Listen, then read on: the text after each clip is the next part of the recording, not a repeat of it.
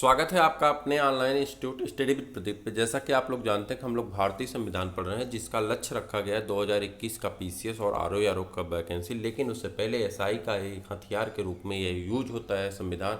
तो संविधान के इस हथियार को हम लोग तैयार करते हैं और देखते हैं क्या क्या दिया गया। आज के जो सेशन है वो भारतीय स्वतंत्रता अधिनियम पर है और आज पहला चैप्टर आपका पूरा कंप्लीट हो जाएगा। ठीक है, तो माउंटबेटन योजना के अनुसार माउंटबेटन योजना आ जाती है। माउंटबेटन योजना के अनुसार क्या होता है कि भारतीय स्वतंत्रता अधिनियम 4 जुलाई 1947 को ब्रिटिश प्रधानमंत्री क्लाइमेट एटली द्वारा हाउस ऑफ कॉमन्स में पेश किया गया था। कब पेश किया गया था? 4 जुलाई 1947 को। प्रश्न कई बार पूछा गया है कि स्वतंत्रता विधेयक कब पेश किया गया था, तो आप बिना संकोच के कहेंगे 4 जुलाई 1947 को। ये एक प्रश्न बहुत महत्वपूर्ण यहाँ पे है। हाउस ऑफ कॉमन्स द्वारा 15 जुलाई 1947 को तथा उसके अगले दिन हाउस ऑफ लॉर्ड्स द्वारा इस विधेयक को पारित कर दिए जाने से पश्चात 18 जुलाई 1947 को राजकीय स्वीकृति प्राप्त हो गई। यानी भारतीय स्वतंत्रता अधिनियम की राजकीय स्वीकृति 18 जुलाई 1947 को प्राप्त होती, जो कि यूपी पीसीएस में ये प्रश्न पूछा गया है। ठीक है, तो राजकीय स्वीकृति कब पास होती? 18 जुलाई 1947 को राजकीय स्वीकृति पास हो जाती है। इस अधिनियम द्वारा अधोलिखित प्रावधान किए गए थे। जो प्रावधान किए गए थे वो नीचे बताया जा रहा है। जैसे कि 15 अगस्त को 2 डोमिनियन राज्यों पाकिस्तान और भारत का विकास की स्थापना की जाएगी। 15 अगस्त को 2 राज्यों की स्थापना की जाएगी 1947 में। दोनों राष्ट्र के लिए पृथक पृथक गवर्नर जनरल नियुक्त किए जाएंगे। भारत में माउंटबेटन को गवर्नर जनरल तथा पंडित जवाहरलाल नेहरू को प्रधानमंत्री बनाया गया, जबकि पाकिस्तान में मोहम्मद अली जिन्ना को गवर्नर जनरल तथा लियाकत अली को प्रधानमंत्री बनाया गया था। ठीक है, तो याद रखिएगा मोहम्मद अली जिन्ना जो थे ये गवर्नर जनरल बने थे, ना कि प्रधानमंत्री बने थे। प्रधानमंत्री वहाँ कौन बना था पाकिस्तान का? लियाकत अली बने थे। ठीक है, ये बात याद रखिएगा, कन्फ्यूजन यहाँ बहुत ज़्यादा है। दोनों देशों के लिए अलग अलग संविधान सभा का गठन किया जाएगा। जब भाई 2 देश होंगे तो संविधान भी अलग अलग होना चाहिए, गठन किया जाएगा। वर्तमान संविधान सभा ही नए संविधान के बनाने और लागू करने तथा विधानमंडल के रूप में 1935 के एक्ट के तहत कार्य करेगी। देशी रियासतों को भारत या पाकिस्तान किसी भी अधिराज्य में शामिल होने की छूट होगी। ब्रिटिश क्राउन का देशी रियासतों पर से प्रभुत्व समाप्त कर दिया गया तथा भारत मंत्री का पद भी समाप्त कर दिया गया। कह रहा है कि ब्रिटिश क्राउन का देशी रियासतों पर से प्रभुत्व समाप्त कर दिया गया और भारत मंत्री का पद भी क्या हो गया? समाप्त हो गया। अब धीरे धीरे अंग्रेज यहाँ से विदा लेना चाह रहे हैं। दोनों अधिराज्यों की सीमा का निर्धारण करने के लिए 2 सीमा आयोग कौन बनाए गए? 2 सीमा आयोग बनाया गया था। पंजाब सीमा आयोग और बंगाल सीमा आयोग गठित किया गया, जिसमें अध्यक्ष सर रेडक्लिफ थे। जिसके अध्यक्ष कौन थे? सर रेडक्लिफ थे।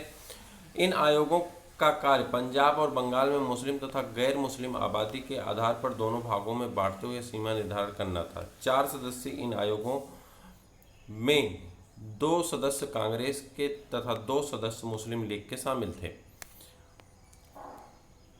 दोनों राष्ट्र अपनी संविधान सभा में अपने लिए संविधान का निर्माण कर सकेंगे तथा उन्हें कॉमनवेल्थ यानी राष्ट्रमंडल से पृथक होने का अधिकार होगा। यानी जो चाहे वो राष्ट्रमंडल से पृथक हो सकता है, लेकिन ऐसा भी है नहीं, तभी दोनों देश राष्ट्रमंडल में हैं। पूर्वी बंगाल, पश्चिमी पंजाब, सिंध, पश्चिमोत्तर सीमा प्रांत और असम का सिलहट जिला पाकिस्तान में तथा शेष भाग भारत में सम्मिलित होना था। इस प्रकार भारतीय स्वतंत्रता अधिनियम 1947 के अनुसार क्रमशः 14 व 15 अगस्त 1947 को पाकिस्तान और भारत नामक 2 डोमिनियन राज्य का गठन किया गया। अतः 15 अगस्त 1947 से 26 जनवरी 1950 तक भारत का राजनीतिक दर्जा ब्रिटिश राष्ट्रकुल के एक औपनिवेशिक राज्य के रूप में था। कह रहा है कि अब तो यहाँ पे 2 राज्य बन गए, लेकिन यहाँ पे औपनिवेशिक राज्य के रूप में यानी डोमिनियन राज्य के रूप में ब्रिटिश यहाँ पे अभी शासन कर रहे थे, क्योंकि अभी हमारे संविधान का गठन नहीं हुआ था। इसके आगे बढ़ते हैं। संविधान, भारतीय संविधान का निर्माण। भारतीय संविधान का निर्माण होता है। भारतीय संविधान के निर्माण हेतु संविधान सभा की प्रथम बैठक 9 दिसंबर 1946 ईस्वी को नई दिल्ली के कॉन्स्टिट्यूशन हॉल, जिसे अब संसद भवन का केंद्रीय कक्ष कहा जाता है, में हुई थी। सभा के वरिष्ठतम सदस्य डॉक्टर सच्चिदानंद सिन्हा को अस्थायी अध्यक्ष तथा एच.सी. मुखर्जी को उपाध्यक्ष बनाया गया था। याद रखिएगा, अब प्रश्न में कभी इसको नहीं पूछा जाएगा, अब प्रश्न में एच.सी. मुखर्जी ही पूछे जाने वाले। देख लीजिएगा, जो भी प्रश्न आपका अगला होगा उसमें आप एच.सी. मुखर्जी से ही पूछा जाएगा, सच्चिदानंद सिन्हा नहीं पूछे जाएंगे। 11 दिसंबर 1946 को डॉक्टर राजेंद्र प्रसाद को सर्वसम्मत से सभा का अस्थायी अध्यक्ष और BN राव को संवैधानिक सलाहकार के रूप में नियुक्त किया गया। ठीक, अब एक कुछ समितियां बनी थी, जो समितियां इस प्रकार है। संवैधानिक निर्वाचन समितियां जो कि नीचे दी गई हैं। प्रारूप समिति, जिसके अध्यक्ष कौन थे? भीमराव अंबेडकर थे। IAS में प्रश्न पूछा गया, देख सकते हैं आप। संघ संविधान समिति जवाहरलाल नेहरू। प्रांतीय संविधान समिति, यहाँ से प्रश्न पूछे जाते हैं। प्रांतीय संविधान समिति सरदार वल्लभ भाई पटेल। ठीक है, तो यहाँ पे कुछ आप दिमाग लगा सकते हैं। पूरे संघ की सकते हैं, चूंकि प्रधानमंत्री के पास होती है तो जवाहरलाल नेहरू को। बस आप जानने के लिए प्रारूप निर्माण भीमराव अंबेडकर को याद रखना है। प्रांतीय संविधान समिति, प्रांतों को जोड़ने का काम किसने किया था? सरदार वल्लभ भाई पटेल। तो सरदार वल्लभ भाई पटेल को रख दिया गया। वैसे भी गृह मंत्री थे, ठीक, इस 1946 वाली सरकार में। ठीक, आगे बढ़ते हैं।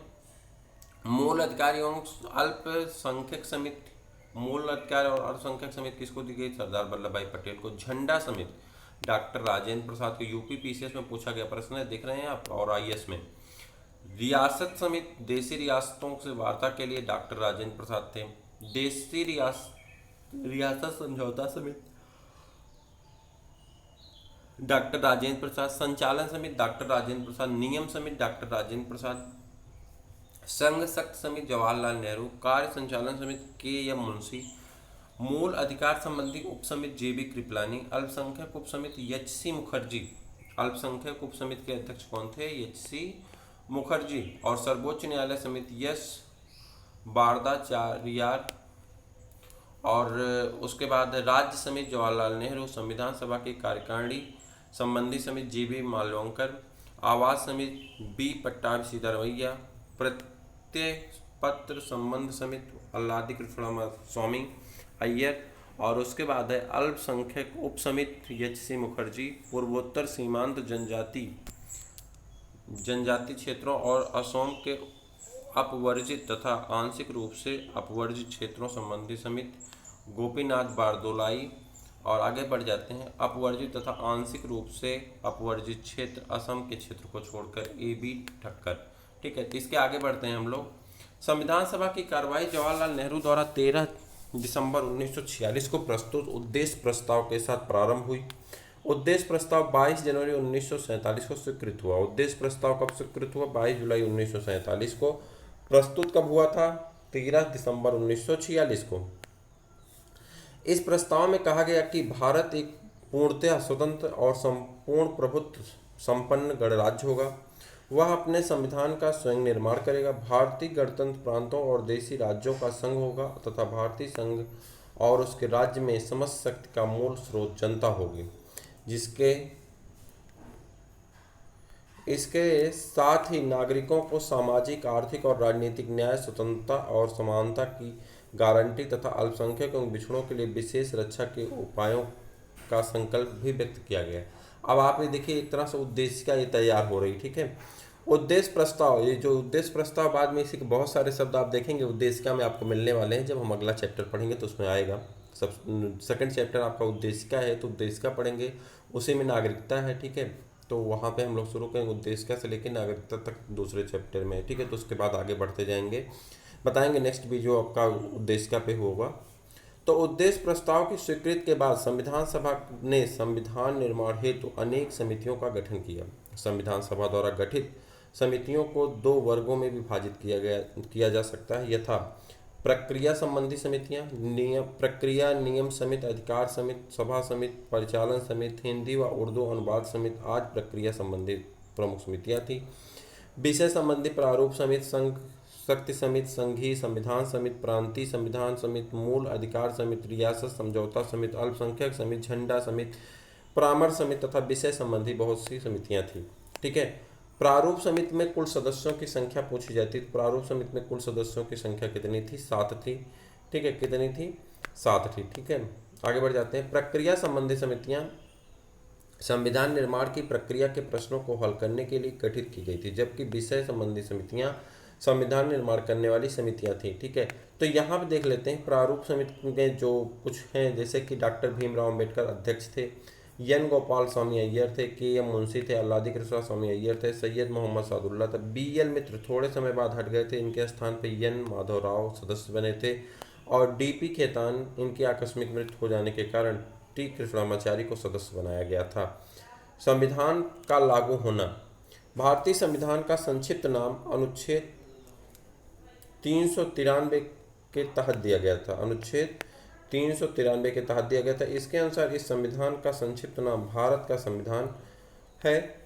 अनुच्छेद 394 में इस संविधान को लागू होने के बारे में इसमें 26 जुलाई 1950 को संविधान के लागू होने की तिथि घोषित की गई थी। उल्लेखनीय के संविधान के कुछ अनुच्छेद उसे अंगीकार करने की तिथि अर्थात 26 नवंबर 1949 से तथा शेष संपूर्ण भाग को 26 जनवरी 1950 से लागू किया गया। 26 नवंबर 1949 से प्रभावी होने वाले कुल 16 अनुच्छेद अग्रलिखित थे यथा जैसे कि अनुच्छेद 5, 6, 7, 8, 9, 60, 324, 366, 367, 379, 380, 388, 391, 92, 93 और 94। इस प्रकार 26 नवंबर, ये सब आपसे नहीं पूछा जाने वाला, बस इतना पूछना संख्या कितनी है, तो आप कहेंगे कि संख्या कितनी थी, 16 अनुच्छेद थे। कितने अनुच्छेद थे? 16 अनुच्छेद थे। ठीक है, लूसेंट में शायद 15 दिया गया है। ठीक है, 16 अनुच्छेद थे। इस प्रकार 26 नवंबर 1949 को भारतीय संविधान को अंगीकृत करने तथा 26 जनवरी 1950 को भारतीय संविधान को लागू करने की तिथि मानी जाती है। ये दोनों को आपको जानना जरूरी है। 26 नवंबर 1949 को भारतीय संविधान को अंगीकार करने तथा 26 जनवरी 1950 को लागू करने की तिथि मानी जाती है। तो इस प्रकार से आपके संविधान का निर्माण हो जाता है। अभी आप जानते हैं चैप्टर से कुछ इंपॉर्टेंट प्रश्न हम करते हैं जो कि दिया जाता है परीक्षा दृष्टि के रूप में, तो उसे हम लोग कर लेते हैं और फिर उसके बाद हमारा क्या होगा, ये सेशन पूरा हो जाएगा। और इस सेशन के पूरा होने के साथ ही हमारा पहला चैप्टर भी पूरा हो जाता है। दूसरा चैप्टर हमारा शुरू होगा जिसका नाम है उद्देशिका और नागरिकता। तो उद्देशिका से लेकर के नागरिकता तक दूसरे चैप्टर में है। और हम बता दें उसमें आपके कम से कम 1, 2, 3, 4, 5 यानी 5 से 6 वीडियो में दूसरा चैप्टर भी आपका खत्म होने वाला है। यानी 2 से 3 तारीख तक आपका दूसरा चैप्टर भी खत्म हो जाएगा और उसके बाद तीसरा चैप्टर हम लोग शुरू करने वाले हैं। तो चलिए स्टार्ट करते हैं, आगे देखते हैं। संविधान सभा की प्रथम बैठक कब और कहाँ हुई थी? तो आप कहेंगे 9 दिसंबर 1946 को नई दिल्ली में हुई थी। संविधान सभा की स्थापना कब की गई थी? तो 9 दिसंबर 1946 को। ध्यातव्य कि संविधान सभा का गठन इस तिथि को माना जाता है जिस तिथि को वायसराय संविधान सभा की प्रथम बैठक को बुलाता था। और संविधान सभा का अस्थायी अध्यक्ष किसे चुना गया था? डॉक्टर सच्चिदानंद सिन्हा को चुना गया था। उद्देश्य प्रस्ताव में कुल कितने अनुच्छेद थे? तो उद्देश्य प्रस्ताव में कुल 8 अनुच्छेद थे। ठीक, 13 दिसंबर 1946 को उद्देश्य प्रस्ताव किसने प्रस्तुत किया? 13 दिसंबर 1946 को उद्देश्य प्रस्ताव प्रस्तुत करने का काम पंडित जवाहरलाल नेहरू ने किया था। और उद्देश्य प्रस्ताव को संविधान सभा द्वारा कब स्वीकृति प्रदान की गई? तो 22 जनवरी 1947 को। स्वतंत्र भारत की संविधान सभा का अध्यक्ष कौन था? डॉक्टर राजेंद्र प्रसाद थे। डॉक्टर अंबेडकर की अध्यक्षता में 7 सदस्यीय प्रारूप समिति का गठन कब किया गया था? 29 अगस्त 1947 को। संविधान के प्रारूप समिति के सदस्य JB खेतान की मृत्यु के बाद किसे उसका सदस्य बनाया गया? टी कृष्णाचारी को। और संघ संविधान समिति का अध्यक्ष कौन था? पंडित जवाहरलाल नेहरू थे। प्रांतीय संविधान समिति का अध्यक्ष कौन था? सरदार वल्लभ भाई पटेल थे। ध्यातव्य कि सरदार पटेल अल्पसंख्यक और मूल अधिकार समिति के भी अध्यक्ष थे।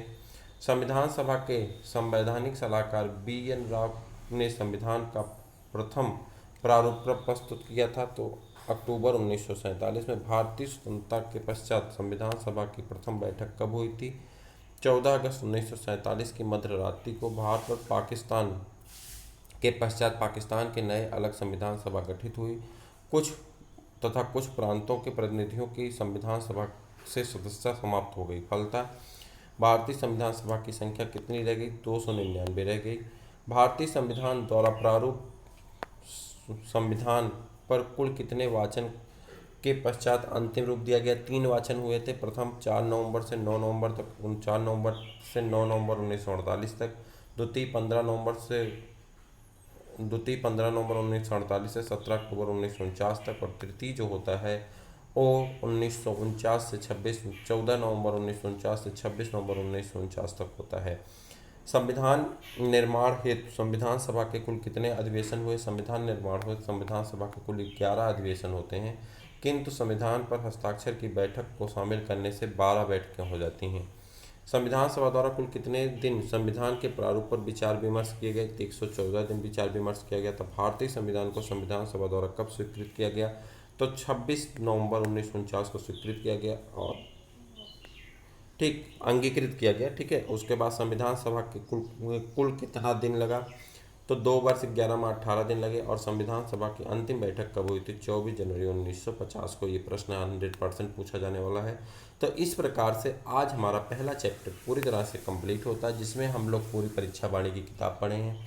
उसके बाद उससे संबंधित जितने भी वहाँ परीक्षा दृष्टि के प्रश्न दिए गए थे उसको किए हैं। अलग अलग सीरीजों के माध्यम से हम लोगों ने इसको किया है। अब हम लोग सेकंड चैप्टर में प्रवेश करेंगे, सेकंड चैप्टर करेंगे, थर्ड चैप्टर करेंगे। और जब आपका कोर्स आगे बढ़ जाएगा, लगभग 4 से 5 चैप्टर कर लेंगे, तो हम पीछे से एक एक चैप्टर की वीडियो क्लास बनाना शुरू करेंगे। वीडियो क्लास आप जानते हैं कि उसमें फैक्ट बहुत कम होंगे, जो फैक्ट ओरली बताए जाएंगे, तो उसमें आपका ज़्यादा टॉपिक कवर होती है। इसमें हर एक चीज़ को पढ़ना है फिर उसको बताना है, तो इसमें ज़्यादा टाइम लगता है, उसमें कम समय लगेगा। और हम एक एक वीडियो को एक एक श्रृंखला के माध्यम से आगे बढ़ते जाएंगे। एक तरफ आपका वीडियो क्लास भी चलती रहेगी, ऑडियो क्लास भी चलती रहेगी, और पूरे संविधान को हम लोग 90 से 100 क्लास में कंप्लीट करने वाले हैं। तो इसी उद्देश्य के साथ आगे बढ़ रहे हैं कि आने वाला पेपर जो भी आपका होगा उसमें संविधान का आपका एक भी प्रश्न गलत ना हो। तो फिर हम लोग मिलते हैं किसी और वीडियो में, तब तक के लिए इजाज़त दीजिए।